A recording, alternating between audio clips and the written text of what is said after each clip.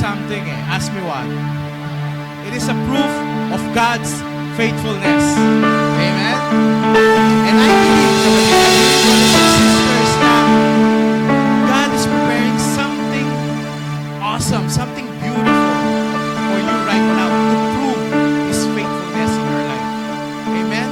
So brothers and sisters, kung ano man yun, let's live it out all up today. Okay. So today we continue with our series, Who Can Lead Us? And we are now in Talk 7, entitled Fighting the Giant. So brothers and sisters, without further ado, let's begin by praying together in the name of the Father and the Son and the Holy Spirit. Amen. All together now. Today I receive all of God's love for me. Today I open myself to the limitless, overflowing abundance of God's grace. Today I open myself to God's blessings, healing and miracles. Today I open myself to God's word so that I become more like Jesus every day. Today I proclaim that I'm God's beloved, I'm God's servant, and I'm God's powerful champion. Because I am blessed, I am blessing the world. In Jesus' name, amen. Let's serve the Lord.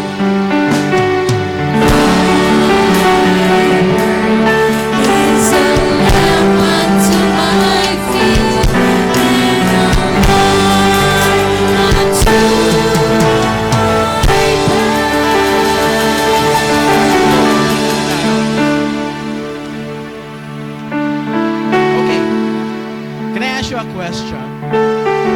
How do you want to live your life? Paano mo ba gusto? You have two choices, no? Pwedeng, pwedeng simple lang, no complications, paupo-upo lang habang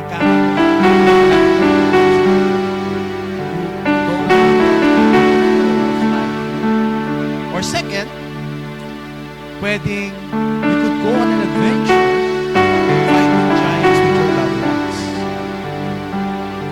Sa mga can we show the next slide? I know these are not giants. Sa mga LOPR fan yan. These are the guys for ice creams and that. Alam ko, maaaring ko yan nakakala. Okay. So, let me share this realization. No? I can die sleeping in a rocket.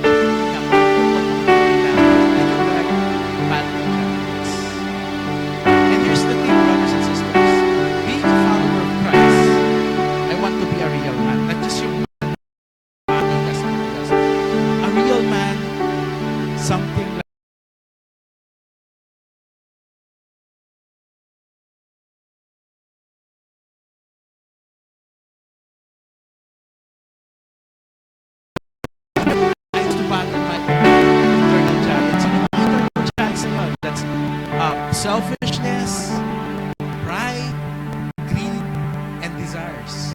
No? And then andyan din yung mga external giants. Yung mga external giants, yung mga spiritual and material poverty that cause so much suffering on the people around me. So specifically, sa family ko. So I do my best for them not to be spiritually poor or materially poor.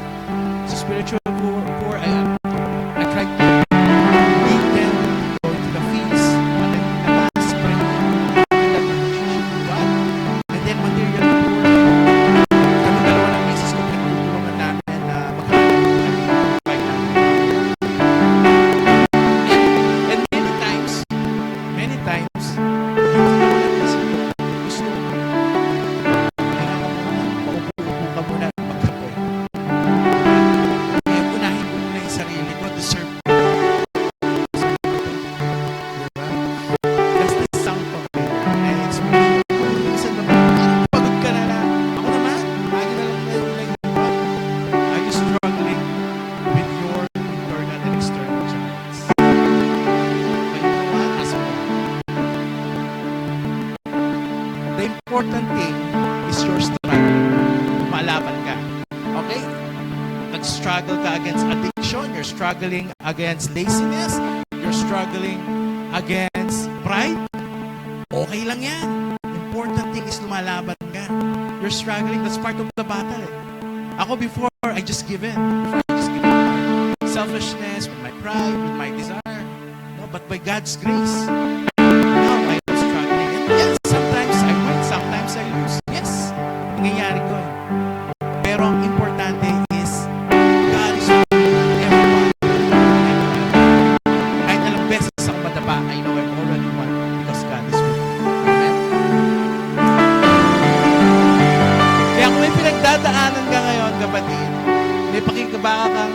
hinaharap o haharapin, believe.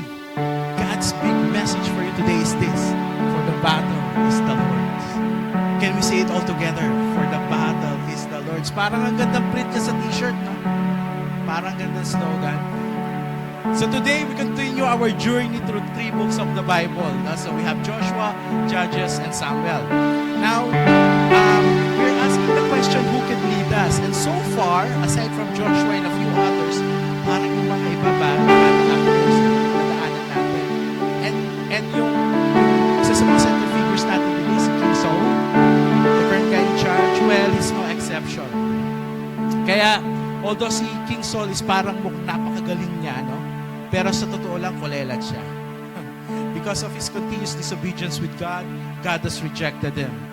And let's read what God said to Samuel.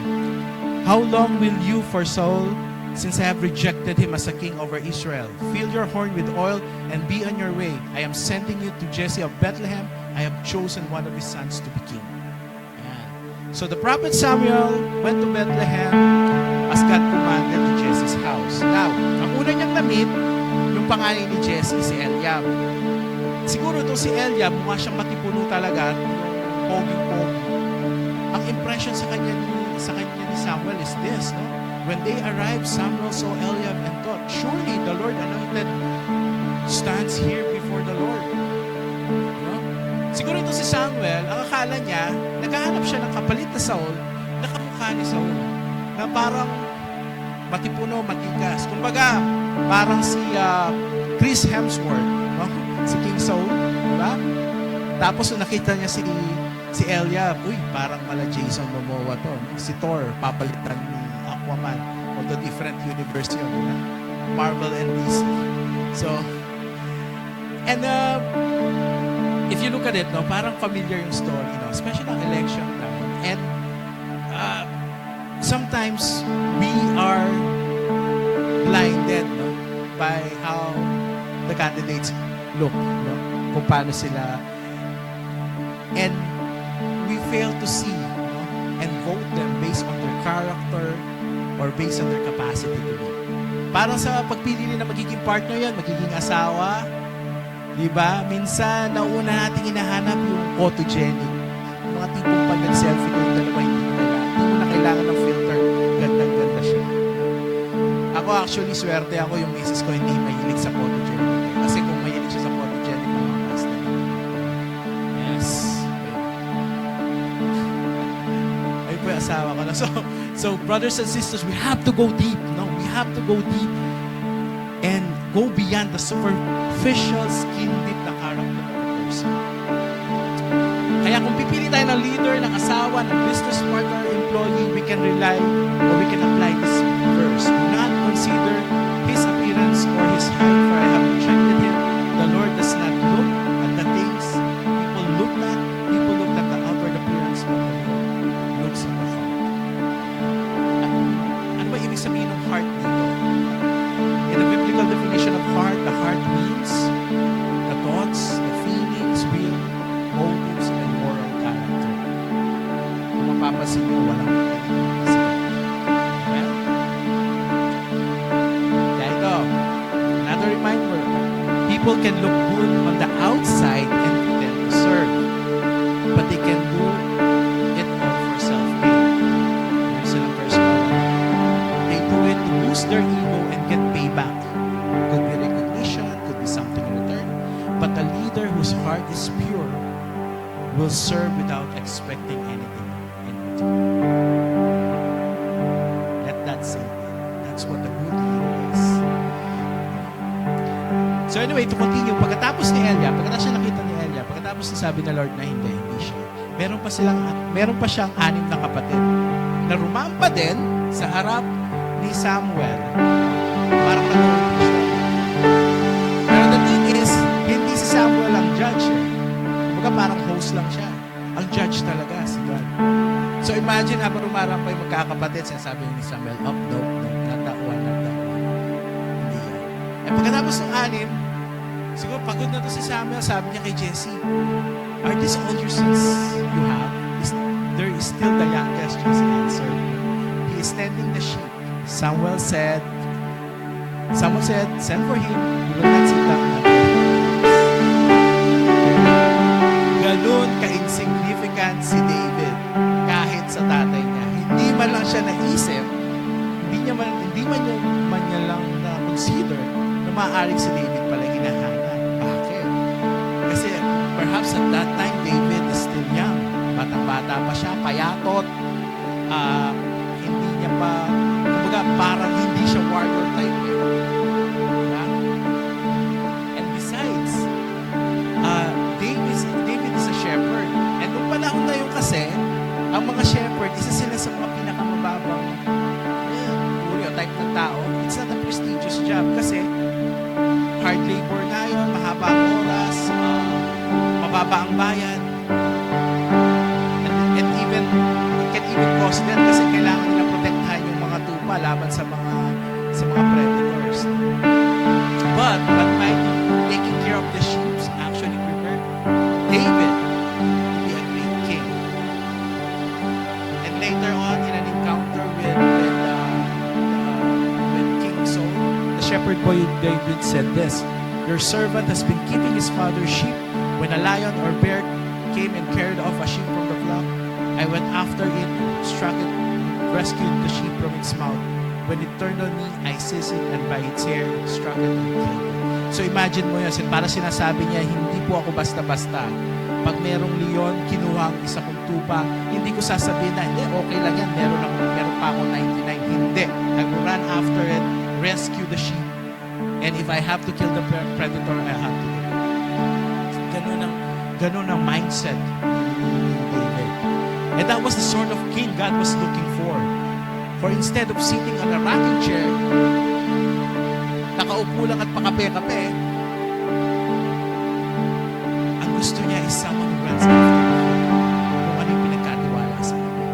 Does this remind you of something, of someone from the New Testament who called himself the Good Shepherd? He did the same thing. Jesus he could have stayed in heaven, diba? Pero bumaba siya just to come to us and to save us, save his flock. So to continue, nung makita ni Samuel si David, ito ang sabi sa kanya ng Diyos, "Rise and anoint him. This is the one." So Samuel took the horn of oil and anointed him in the presence of his brothers. And from that day on, the Spirit of the Lord came powerfully upon David. Imagine, God chose the youngest, the most insignificant, yung pinaka-ordinaryong tao to lead his people. Kapatid, here's the question. Do you feel ordinary right now? Do you wish to serve pero iniisip mo, I don't have anything to offer, hindi ako magaling, mas may magaling sa akin, sila na lang. Do not be afraid, do not doubt yourself. You are God's candidate to do great things for Him. Amen. Do not doubt that you have nothing to offer because God anointed you to be here, anointed you wherever you are, anointed you to be a mother, anointed you to be a father, anointed you to lead. So never doubt that. May I invite everyone to please stand and join me in this short prayer. Lord, I see myself as an ordinary person, but you see me as someone great. Lord, I see myself a sinner, but you call me by my name. Lord, I see myself a Lord, and yet you anointed me to do your work. Strengthen me that I may say yes to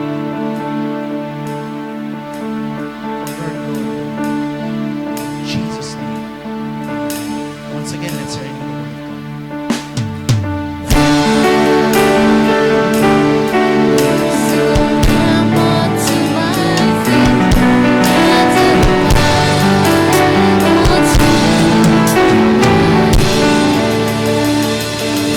Palakpakan naman natin si Lord and let's welcome our peace builder, Brother Dennis. Ayan, good morning! Sino yung mga nilalamig? Pasensya na kayo kasi bago na yung venue natin. Amen.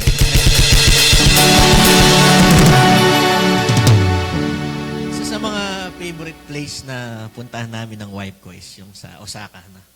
And when you come by Osaka, I think 1 hour from Osaka train station, you will arrive at Arashiyama. No? Doon sa mga nanggaling sa Japan, alam nila yung Arashiyama is nandun yung bamboo forest. No? No? And one thing that I realized, yung mga puno pala, meron tayong tinatawag na crown shyness. Yung sa gubat, yung mga leaves ng puno, hindi sila nagtatouch.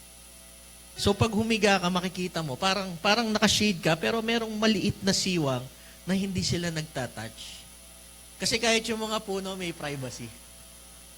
Kahit mga puno may privacy. Ang tawag doon, crown shyness. Pero for some reasons, sa gubat, merong crown shyness, no? Pero pag pumunta ka ng Arashiyama doon sa bamboo forest, no? Doon sa bamboo forest, yung mga bamboo parang hindi sila nahihiya. Alam niyo yung ginagawa nila? Nagkakawayan sila.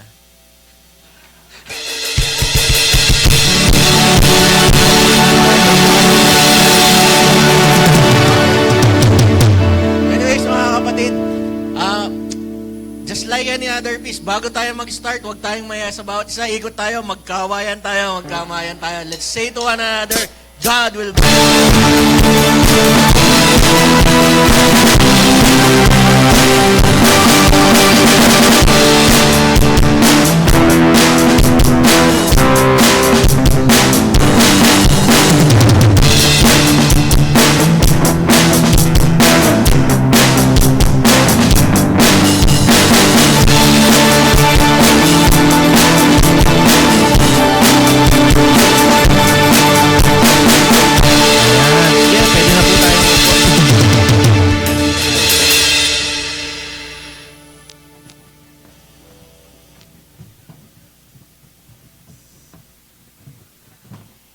Ayan. So, may bago na naman kayong joke, ha? Ano ang ginagawa ng mga bamboo? Kakawayan. Okay, para malinaw na. Okay. Brothers and sisters, so we are discussing about David, no? And yung topic natin for today is one statement, which is God chooses the lowliest to show His greatness. Pero marami sa atin alam na yung istorya, pero let me just recap it. So imagine niyo, there was already a tension in the air. Dalawang grupo sila, two armies facing each other. The Israelites on one hill, the Philistines on the other, and the valley in between them. Merong valley in between them.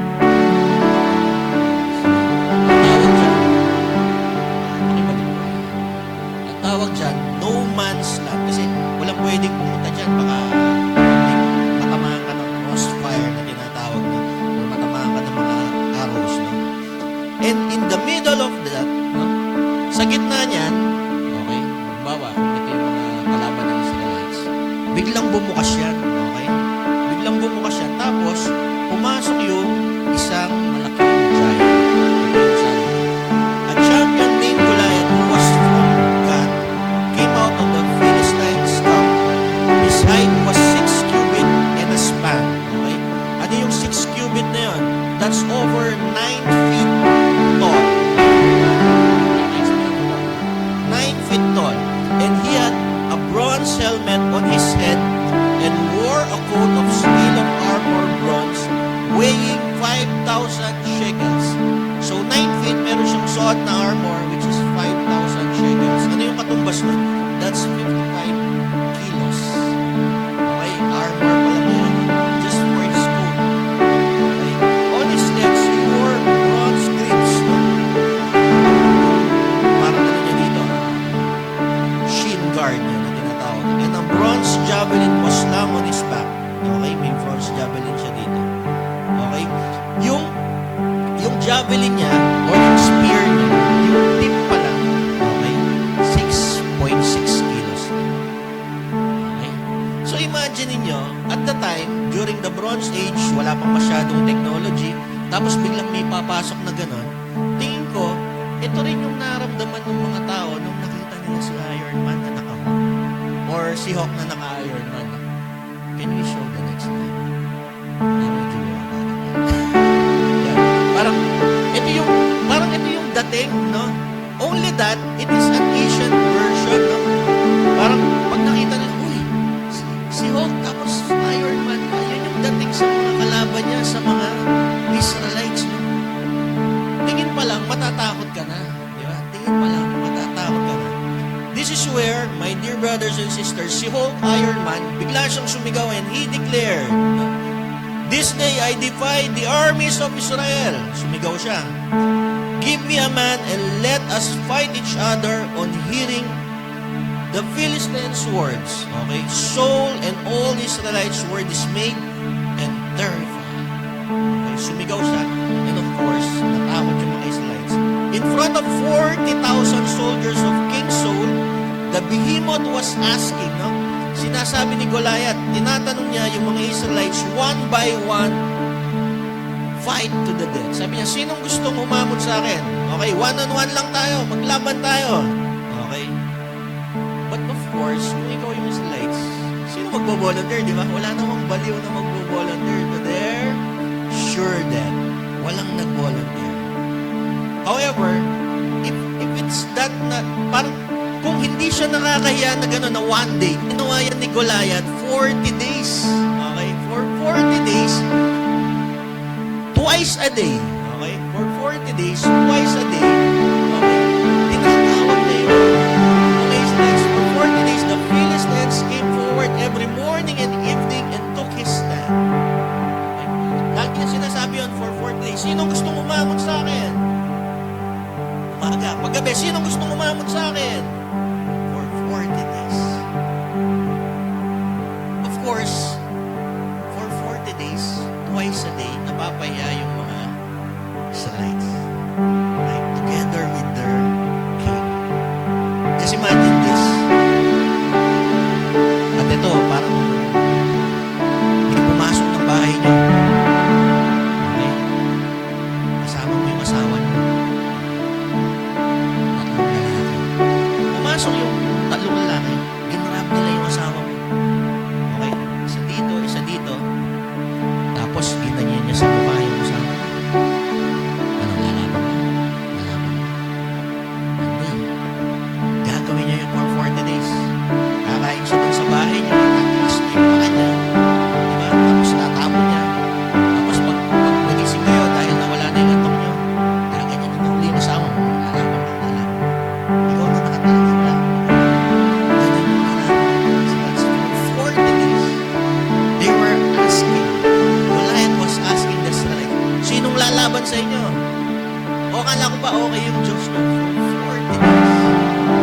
And my dear brothers and sisters, ito yung hindi natin naiintindihan. Hindi natin naiintindihan na we get trapped into overthinking dahil yun yung ginagawa ng problema sa buhay natin. We go to the next slide. Ginagawa ng problema yun sa buhay natin na dahil araw-araw natin siyang iniisip, araw-araw napapahiya tayo, araw-araw, ang nangyayari sa buhay natin is that nawawalan tayo ng confidence sa sarili natin. May problema ka ngayon, nahirapan ka, i-remind ka na naman ng problema mo na mahirap ang buhay, i-remind ka na naman ng balita na mahirap ang buhay, i-remind ka na naman ng mga kaibigan mo na mahirap ang buhay, araw-araw. You are defeated daily in your mind.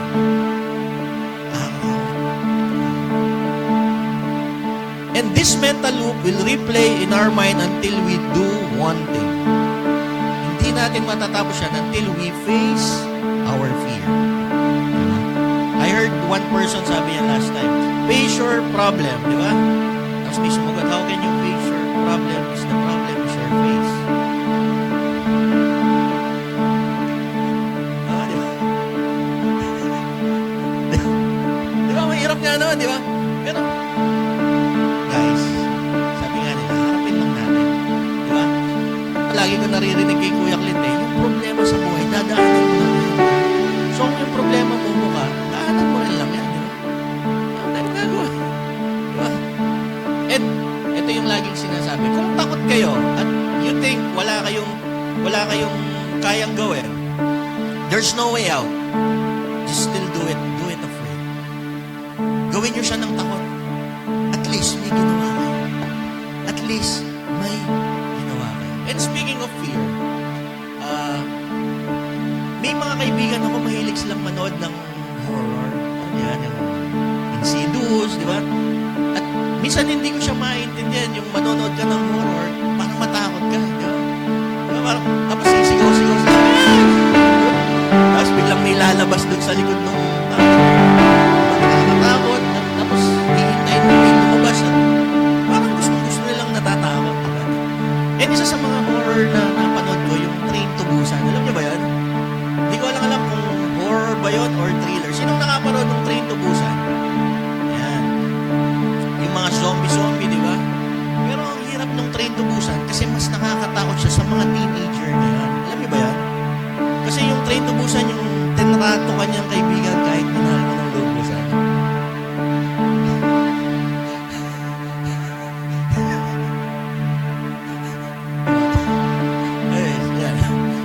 My dear brothers and sisters, you have to do it afraid. Kahit hindi nyo alam ang solusyon. Kasi at the end of the day, hindi nyo naintindihan na if you are doing it afraid, you are also doing it with God beside. You are doing it with God beside. And that's it. Yung nangyari kina Goliath tsaka Israelites, parang ang isip natin, pag binasa natin yung Bible, that's the only story na nangyari. Okay? Pero kung matatandaan nyo, when we were discussing about the numbers, okay, yung numbers, and this was written on Numbers chapter 13, verse 32 to 33. And the people are like giants. We saw the Nephilim, who are the ancestors of the Anakim. They were so big that we felt as small as grasshoppers. Mga kapatid, kung hindi niyo po natatandaan, ito yung nag-discuss tayo last time, that some centuries back, no, after escaping Egypt as slaves, no, and they were led to the promised land, Moses and the Israelites arrived at the borders of Canaan. Di ba? Yung bago sila pumasok ng borders, mayroon muna nag-spiya. Before they entered, they scouted the land and sent 12 spies, and 10 of them gave bad report. No? Doon sa previous venue natin, discuss natin. At ito yung sinabi, may nakita kami mga tao doon and we felt like grasshoppers. And mga kapatid, nangyari na pala before ito dahil pag nakakita sila ng malaki, inisip nila maliit sila. So, hindi lang nangyari yun nung time ni Goliath. Nangyayari siya dahil yun talaga yung ugali nila. Does this remind you of someone? Meron ba kang kilala ganyan yung kahit anong ganda ng buhay, isip niya, ayokong tumawa, bro. Ayokong maging masaya masyado kasi may kapalit yan. Yeah. Bro, ayokong masyadong maging masaya kasi baka po sobrang naman ako sa pipipiring. Nangyari yan. So ano nangyari? After nilang nakita yung giants na yan, because they feel like grasshoppers, ito yung nangyari. They all fled from him in great fear. Mga kapatid, if you do not understand how fear can really affect your lives, nung nakita ng mga Israelites, okay, nasa border na sila, di ba Canaan? Nandito na sila sa border, nakatingin na sila doon. Malapit na. But because of their fear, okay, ilang years umikot yung mga Israelites sa disyerto? Which can only take 11 days dapat Dapat 11 days lang sila. Kung dire-diretso sila. Pero nagpaikot-ikot sila doon. Ilang years? 40 years. Kaya sila inabot ng 40 years bago sila makapasok ng promised land is because natakot sila. Dahil nandun na sila sa bungad ng blessing. Doon sa bungad ng promised land, papasok na lang sila. Natakot na. Marami akong kilalang tao, binibigay na ni Lord yung tamang tao. Ayoko na magmahal. Marami na akong nakita na binibigay na ni Lord yung promotion. Bro, ayoko kasi baka hindi ko kaya. Marami na akong nakita na binibigay na ni Lord yung idea for business. Bro, ayoko i-grab kasi wala pa akong experience. Marami na akong nakita na binibigyan na sila ni Lord ng magandang buhay. Ang sinasabi na, ako bro, hindi kasi ako sigurado. My dear brothers and sisters, sa buhay wala akong sigurado. Isa lang. Isa lang. And that is the Lord want to bless your life. Amen? Palakpakan po natin sa Lord. So centuries later, my dear brothers and sisters, when Goliath gave his speech for 40 straight days, the Israelites army did the same thing. It says, they all fled from him in great fear. Okay? Natakot sila for 40 days. Pero what we don't understand is that hindi naman talaga sila dehado. Kasi if you will read, okay, if you will read, yung giant na si Goliath, meron siyang katapat sa mga Israelites. However, narinig niyo na ba yung magnanakaw galit sa kapwa magnanakaw? And it's also true, a giant is also afraid from a certain giant. Si King Saul, my dear brothers and sisters, hindi man siya na-invit doon. Pero comparing to the average Israelites, mas talaga siya. So, ibig sabihin, kung yung average Israelites is 6 feet, siguro mga 7 or 8 feet siya. Okay? And if you will read the verse in the Bible, head and shoulders taller than anyone else in the land. Ito yung sinasabi. It is actually documented na si King Saul, mas malaki talaga siya kahit kaninong Israelites. At pwede siyang tumapat kay Goliath. The blessing is there. However, dahil natakot si King Saul, inunahan siya ng takot, kahit yung blessing, the provision of the Lord, hindi nila nakita. Common na nangyayari yun, di ba? Meron ng provision ng Panginoon para sa misyon ng Panginoon, pero hindi pa natin nakikita. Okay? Lagi kong sinasabi ito pag meron kaming malaking event. In every God's mission, there's God's provision. Ulitin na natin. In every God's mission, there is God's provision. Mga kapatid, iniisip nyo na binigyan kayo ng mission ng Diyos, magbibigay ng provision ng Diyos. Okay. Pero ito pa, in every God's mission, there's God's provision. Pero may bonus. There's also God's commission. Pag ginawa mo yung utos ng Diyos, dahil at bibigyan ka ng capability ng Diyos to do it, God will also bless your life. Kumbaga sa ayan, may commission ka rin. Mission, provision will lead to God's commission. God's blessing. So kaya pinapagawa ng Diyos yung mission na yun. Hindi para sa Kanya yun. Para sa iyo yun. You will be blessed when you do God's mission. So ito, merong mission ng Diyos. Umarap lang kayo. Kahit malaki yan, harapin nyo. Okay? However, hindi naman. So mga kapatid, balik tayo kay David. Balik tayo kay David. Jesus asked his youngest son to bring lunch to his brothers in the army. When David arrived there, he heard Goliath giving his usual speech. Okay? For 40 days. David didn't want to watch from a rocking chair. Ayaw magtambay ni David. So he offered to fight. King Saul told him he was too young. Siya nung bata, hindi pa pwede yan. But David told him, ito yung sabi ni David, the Lord who rescued me from the paw of the lion and the paw of the bear will rescue me from the hands of these Philistines. Mga kapatid, if you will go back to the ancient times, ano yung common na trabaho? Pag-herd ng shepherd. Yung pag-herd ng sheep. Diba? Ang common na trabaho is pagiging shepherd. So I would assume, hindi lang si David yung shepherd doon. Amen? Amen? Hindi lang si David. Halo sila, shepherd doon.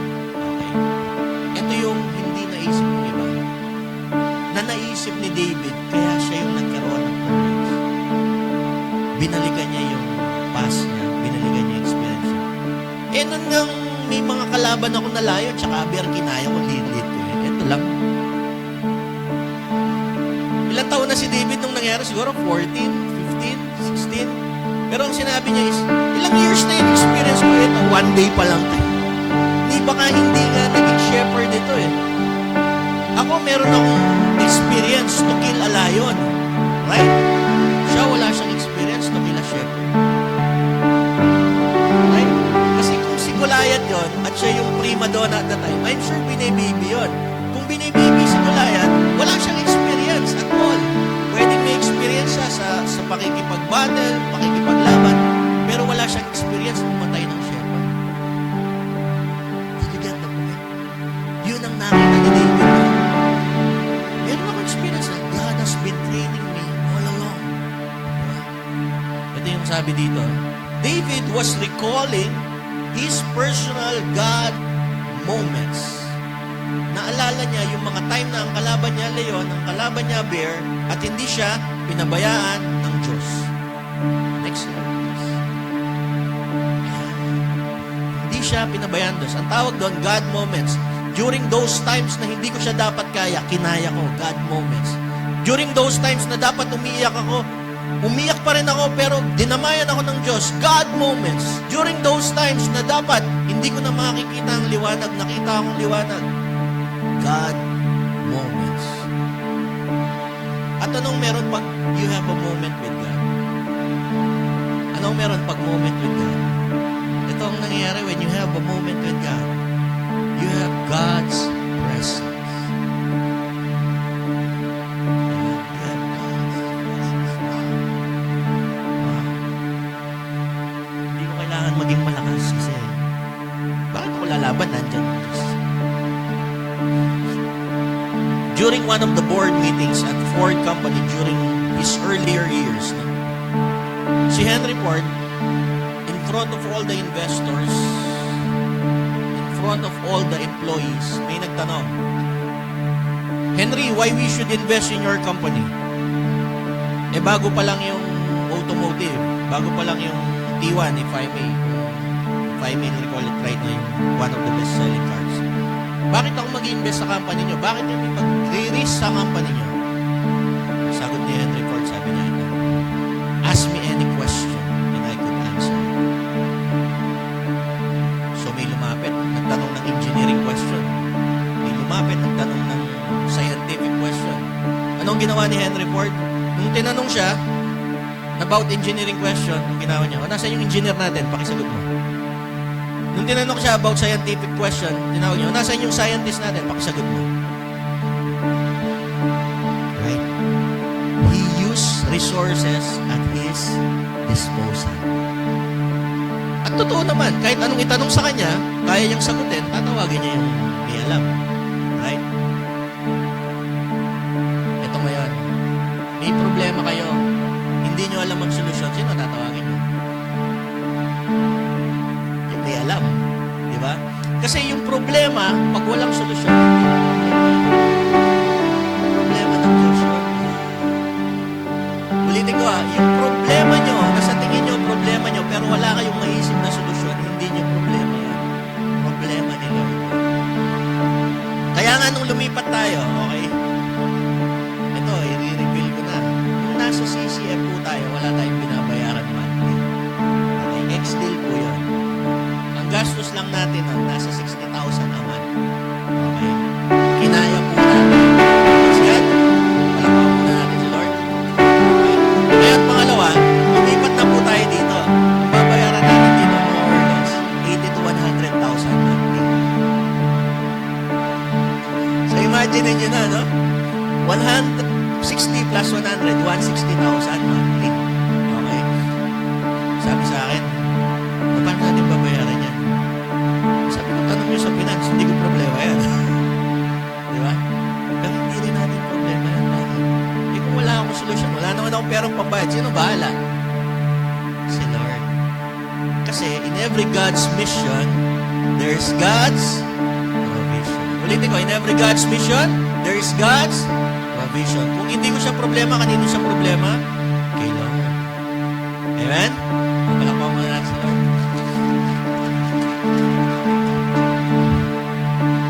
So, tuloy natin yung storya. You come against me with sword and spear and javelin, but I come against you in the name of the Lord Almighty, the God of the armies of Israel, whom you have defied.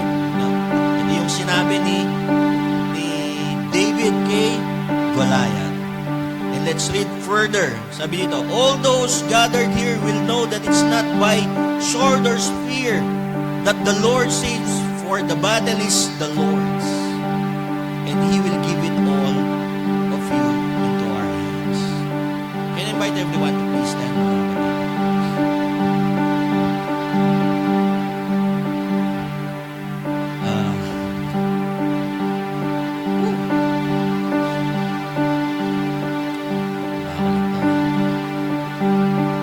Isa sa mga pinakagusto kong pinipreach actually ito. If you will read further, malalaman nyo na ang dalang bato ni David nung pumunta siya at nilabanan niya si Goliath. Alam niyo ba kung wala? Nasa Bible, sabi doon yung limang bato yung dala niya. Okay. You know why? Ask me why. Okay. There are two theories. No? There are two theories. Yung one theory is that kaya siya nagdala ng 5 bato, si David is pagkatapos kasi ni Goliath, meron pang 4 na malalaking giants dun sa Philistines. Okay, sa mga Pilistino. Meron pa daw 4 na malalaking giants. So, when David came forward, ang inisip niya is, kung natalo to at may sinan sila ulit, kaya ko pa rin talunin yung 4. Amen? Amen? Ganun siya mag-isip. Ibig sabihin, hindi lang siya ready patayin si Goliath, ready siyang patayin lahat nung pupuntang leon sa harapan niya, bear sa harapan niya. Ask me why? Kasi for several years, God was training him. And for several years, he believed the reason why he was able to defeat all of these lions, all of these bears is because God allowed him to. God protected him. God blessed him. God provided for him. Mga kapatid, all these years, hindi nawala kay David. Even in that God moment, even in that crucial moment, umarap ito niya sa Goliath. Yung ibang tao matatakot sila. Parang, ang laki nito, 9 feet, and I am just a teenager. Diba? With spear, with armor. Pag magkamali ako ng bago dito, tatama ko na yung armor niya, hindi siya masasaktan. Pero kung nandun siya, hindi mangyayari. Hindi mangyayari. Kasi, ang ibig sabihin is, hindi ko naman battle. Hindi ko naman mission ito eh. This is the battle of the Lord. The battle is the Lord's.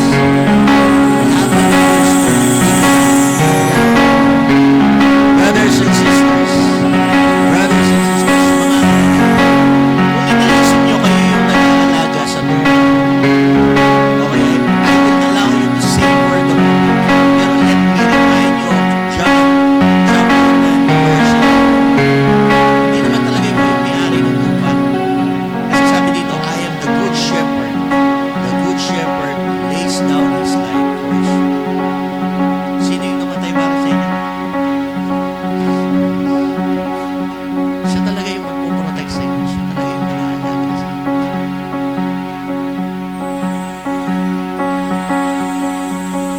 Are you fighting a battle right now? May mga problema ba kayo? Sino may mga problema? Taas ang kamay. Sino may mga utang? Taas ang kamay. Ito, baka marami pagka. Sino may problema sa mga anak? Huwag mo kayo maya. Taas ang kamay. Sino mga matitigas ang anak? Taas ang kamay. Ito, balik na rin naman natin. Sino may problema sa mga magulang? Taas ang kamay. Taas ang kamay. Takot kayo ha, baka mabawasan ha. Hindi mo babawasan yung allowance niya. Mga kapatid, wala naman talagang problema. Kasi bago pa kayo sumabak dyan, nanalo na kayo.